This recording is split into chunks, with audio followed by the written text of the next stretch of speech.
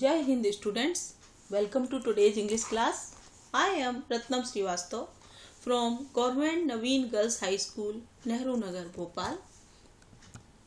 In today's class, we will start Unit 12 of our bridge course book named Technology. तो आज का हमारा topic है टेक्नोलॉजी, जिसको हम हिंदी में तकनीक या प्रौद्योगिकी भी कहते हैं। टेक्नोलॉजी से या तकनीक या प्रौद्योगिकी से हमारा क्या आशय है, हम क्या समझते हैं? Actually technology is the sum of techniques, skills, methods and process used in the production of goods for our comfort. सरल शब्दों में कहें तो मानव जीवन को सरल व सुविधाजनक बनाने के लिए किए गए वैज्ञानिक प्रयास तकनीक के अंतर्गत आते हैं। तो आइए शुरू करते हैं यूनिट 12 टेक्नोलॉजी। टेक्नोलॉजी के अंतर्गत वो सारी चीजें आती हैं जो मानव जीवन को सरल बनाती हैं। तो आजकल हम सबसे ज्यादा हमारी जो निर्भरता है वो टीवी व मोबाइल पर है, लेकिन टेक्नोलॉजी जहां हमारे लिए सुविधाजनक होती है वहीं कहीं ना कहीं कुछ परेशानियां भी लेकर आती है। हमारी लापरवाही से मतलब हमें उन सुविधाजनक चीजों से कुछ समस्याएं भी उत्पन्न हो सकती हैं। तो आइए हम देखते हैं कि टीवी का हमारे जीवन पर क्या प्रभाव पड़ता है। Today's activity number 1 is answer the following questions orally. नीचे जो प्रश्न आएंगे उनके उत्तर आपको मौखिक रूप से देना है and then write the answers in your notebook, और फिर उन आंसर्स को अपनी नोटबुक में लिखना भी है। Question number 1, do you watch TV at home? क्या आप अपने घर पर टीवी देखते हैं? अगर देखते हैं तो लिखिए yes I watch TV at home, yes we watch TV at home. हम देखते हैं या मैं देखता हूँ या देखती हूँ, जो भी आंसर आपको अच्छा लगे वो लिखिए। लिस्ट द सीरियल्स और प्रोग्राम्स यू वॉच। फिर उन सभी सीरियल्स की या प्रोग्राम्स की जो आप देखते हैं उनकी एक लिस्ट बनाइए, उनको कॉपी में नोट डाउन कीजिए। Question number 2, do your parents watch TV? क्या आपके माता पिता टीवी देखते हैं? देखते हैं क्या? हाँ, हम कभी ना कभी तो आजकल सभी लोग टीवी देखते हैं। विच सीरियल्स और प्रोग्राम्स डू दे वॉच? अब हमें ये बताना है कि वे कौन से सीरियल या प्रोग्राम देखना पसंद करते हैं। तो एक लिस्ट बनाइए पापा के फेवरेट प्रोग्राम्स की, और एक लिस्ट बनाइए मम्मी के फेवरेट प्रोग्राम्स की। या आप ऐसा भी कर सकते हैं कि एक टेबल बनाएं, एक तरफ फादर लिखें, एक तरफ मदर लिखें, और उसके नीचे उनके फेवरेट प्रोग्राम्स को नोट करें। Okay. Question number 3, what do you think may happen if you watch TV all the time?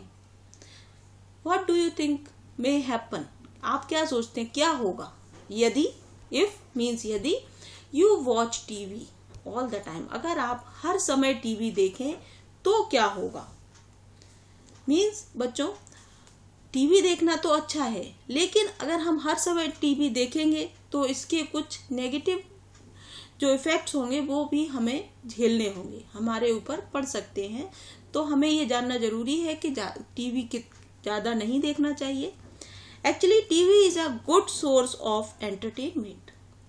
बिल्कुल सही बात है, टीवी मनोरंजन का बहुत अच्छा साधन है। जब कभी हम थके होते हैं, हम रिलैक्स करना चाहते हैं, तो हम टीवी देख लेते हैं, हमें हमारा मूड फ्रेश हो जाता है। थोड़ी देर के लिए हम अपनी सारी थकान, सारी परेशानियां भूल जाते हैं। It also increase our knowledge, ये हमारे ज्ञान में भी वृद्धि करती है। एंड कीप्स अस अपडेटेड, और हमें हमारे सामाजिक परिदृश्य से जोड़ती भी है। आजकल कहाँ क्या हो रहा है, यहाँ टीवी में हम जब न्यूज़ सुनते हैं तो पूरी दुनिया की खबरें हमें मात्र 5 मिनट में प्राप्त हो जाती हैं कि कहाँ क्या हुआ। But if you watch TV all the time, then it can make you physically unfit. लेकिन अगर आप हर समय टीवी देखेंगे तो क्या होगा? तो सबसे पहले तो ये आपको फिजिकली अनफिट कर सकता है, शारीरिक रूप से अस्वस्थ कर सकता है, क्योंकि ज़्यादा टीवी जब हम देखते हैं तो हम थोड़ी सी सुस्त दिनचर्या को अपना लेते हैं, हम एक्टिव नहीं रहते, हम गेम्स से, फिजिकल एक्टिविटीज से दूर होने लगते हैं। और eyes can be also affect from TV, हमारी आंखों पर भी असर पड़ सकता है। इसके अलावा लाउड साउंड अगर होगा, तेज आवाज में हम सुनेंगे तो हमारे कानों को प्रॉब्लम हो सकती है। ज़्यादा टीवी देखेंगे तो हमारे मस्तिष्क में भी एक डलनेस आ जाती है, which is also a side effect of watching too much TV. Moreover, इसके अलावा इट वेस्ट आवर टाइम, ये हमारा समय खराब करती है, and decrease our imagination and creativity, और हमारी जो कल्पनाशीलता है, हमारी किसी भी काम को करने की क्रिएटिविटी है, उसको डिक्रीज करता है, कम करता है। Question number 4, what do you think will happen if you just sit at home all day and not play at all? What do you think, आप क्या सोचते हो क्या होगा? विल हैपन, क्या होगा? इफ यू जस्ट सिट, अगर आप सिर्फ बैठे एट होम, घर पर रहें पूरे दिन, and not play at all, और बाहर जाए नहीं, बिल्कुल भी नहीं खेलें, तो क्या होगा? If you just sit at home all day and not play at all, then it will disconnect you from society and nature. तो सबसे पहली तो जो समस्या होगी मेरे ख्याल से, वो होगी कि हम अपने आसपास के लोगों से, अपने समाज से दूर हो जाएंगे। सामाजिक प्राणी बनना भी बहुत जरूरी है बच्चों। तो हम क्या करेंगे, हम जब टीवी के सामने रहेंगे तो समय तो उतना ही है, तो हम सामाजिक जो हमारे संबंध हैं उनसे दूर होने लगेंगे। हम कोशिश करेंगे कि दोस्तों से भी नहीं मिले, रिश्तेदारों से भी नहीं मिले, आज तो ये सीरियल आना है, कल वो मूवी आना है, या क्रिकेट का मैच आना है। एंड नेचर, और जो हमारा पर्यावरण है, हम उससे भी दूर हो जाएंगे, ना हमें गार्डनिंग के लिए टाइम मिलेगा, ना हम कहीं बाहर जाएंगे।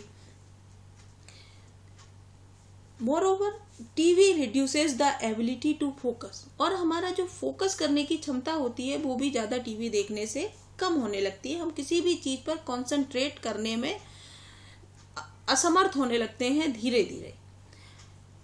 तो and it effects our productivity too, इसके अलावा ये हमारी प्रोडक्टिविटी भी कम करती है। मतलब हम जितना काम एक दिन में कर सकते थे, अगर हम ज़्यादा टीवी देखेंगे तो उतना नहीं कर पाते, क्योंकि एक सीरियल के बाद दूसरा सीरियल, एक गाने के बाद दूसरा गाना, ये तो टीवी तो हर समय आती है। तो अगर हम उसके चक्कर में पड़ गए तो हम अपना समय खराब करने लगते हैं और ज़रूरी काम भी नहीं कर पाते। तो इन सब आंसर्स को आप अपनी कॉपी में अपनी भाषा में लिखें, हिंदी में भी लिखें तो कोई दिक्कत नहीं है, लेकिन लिखने का प्रयास करें। Here we have a paragraph for you to show an example that what will happen if we watch too much TV. अगर हम बहुत ज़्यादा टीवी देखें तो क्या होगा, इसका एक एग्जाम्पल देने के लिए ये पैराग्राफ हम पढ़ते हैं। आइए। शरद वॉज इन क्लास 8। कौन सी कक्षा में था शरद? क्लास 8 का स्टूडेंट था। He was fond of watching TV. उसे टीवी देखना बहुत पसंद था। फॉन्ड ऑफ मीन्स होता है having a great liking for something और समवन, किसी चीज का शौकीन होना। शौकीन होना शब्द सुना है ना आपने?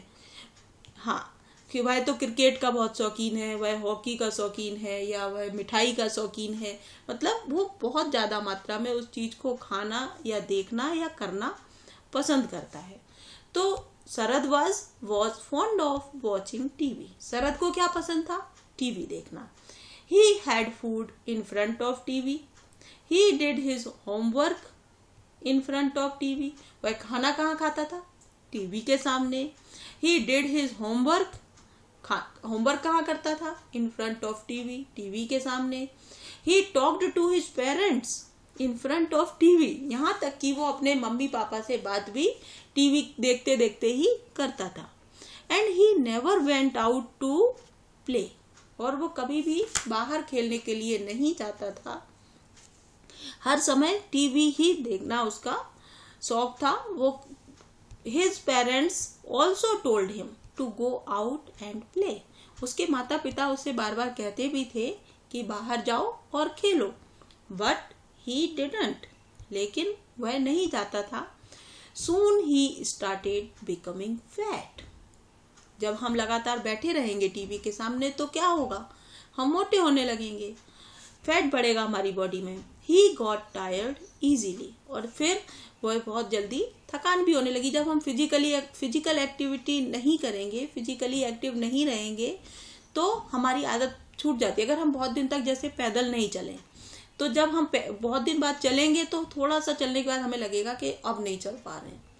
इसलिए बच्चों, physical activity is very important for us. But he continued watching TV, लेकिन उसने कोई परिवर्तन नहीं किया अपनी दिनचर्या में और टीवी लगातार देखता रहा। One day he tried to sit in a chair at home. एक दिन क्या हुआ पता है? He tried to sit in a chair at home. उसने घर पर एक चेयर में बैठने की कोशिश की। एक कुर्सी में जब बैठने लगा, ही जस्ट वॉन्ट फिट इन, तो वो उसके अंदर नहीं बैठ पाया, फंस गया, थोड़ा सा अनकंफर्ट हो गया। ही साउटेड, वह चिल्लाया, father we need to get a bigger chair. उसने कहा, पापा हमें एक बड़ी कुर्सी लानी चाहिए। शरद's फादर सेड, क्या बोले उसके पापा? उसके पापा ने उत्तर दिया, my dear Sharad, look at you. बेटा शरद, मेरे प्यारे शरद, अपनी ओर देखो, खुद को देखो। You have become a couch potato. तुम क्या बन गए हो? एक couch potato. What is couch potato?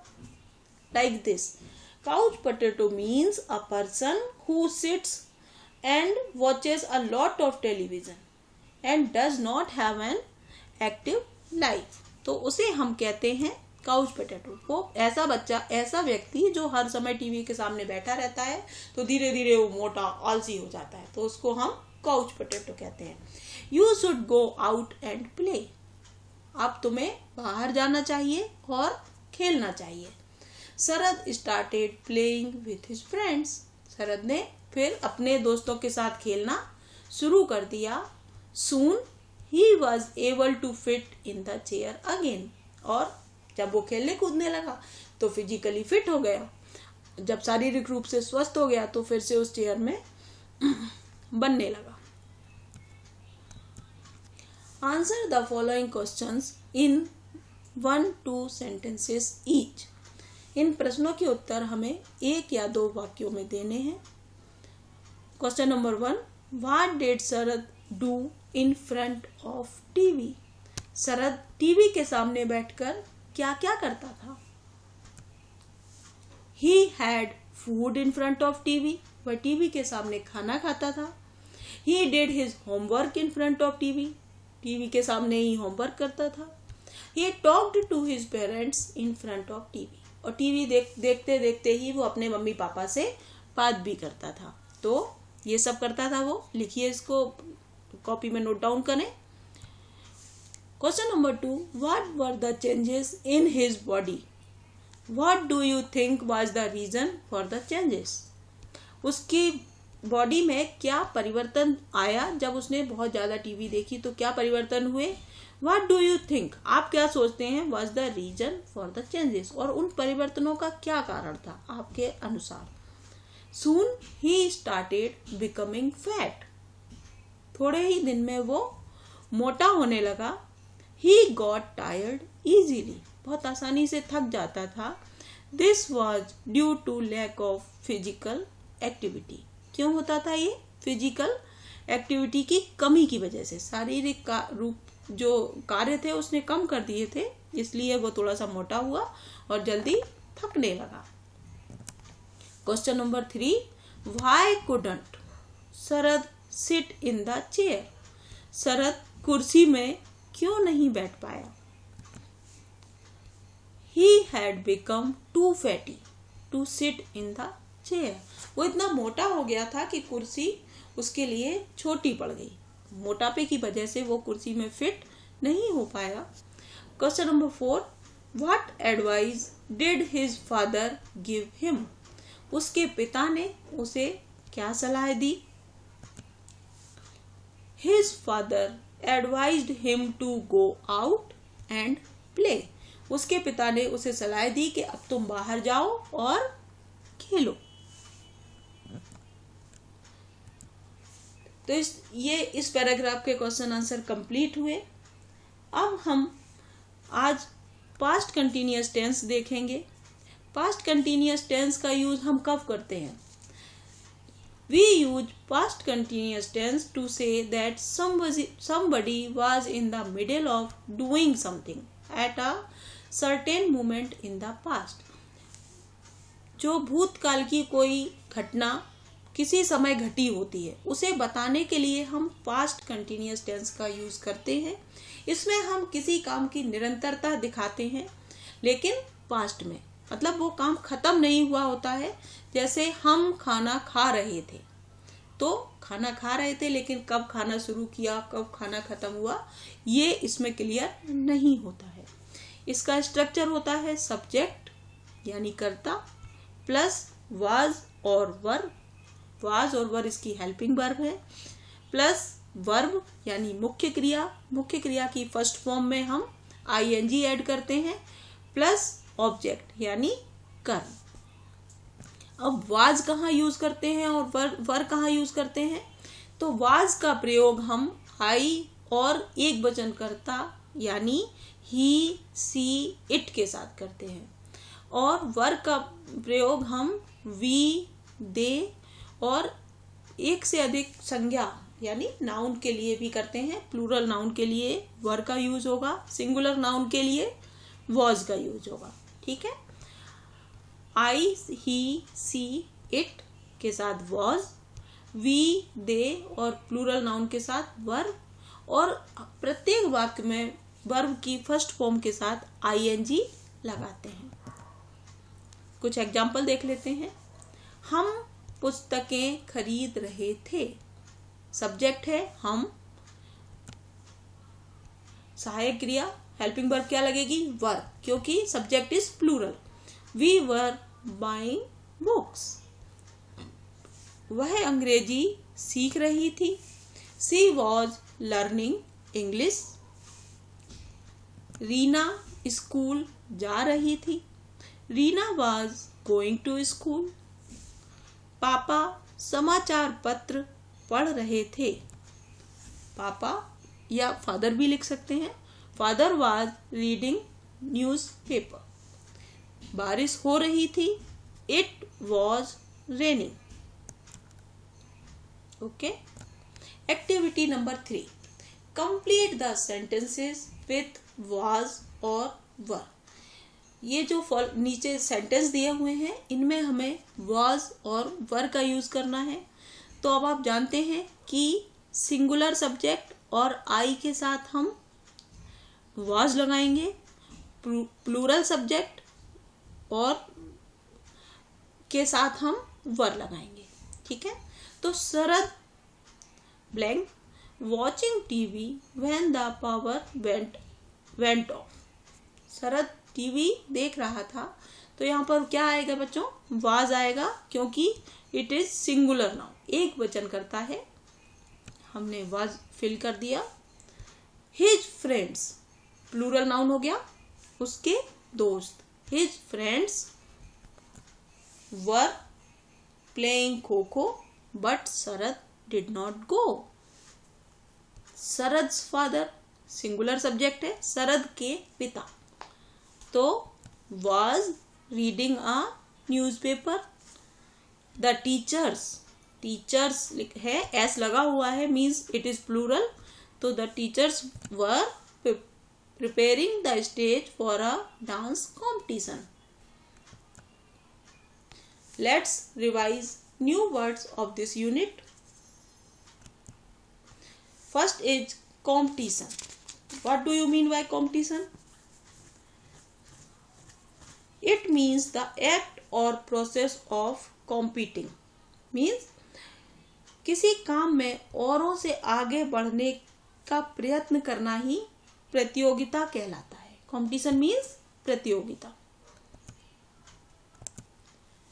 Next word is watch. Watch means to look at somebody or something for a time.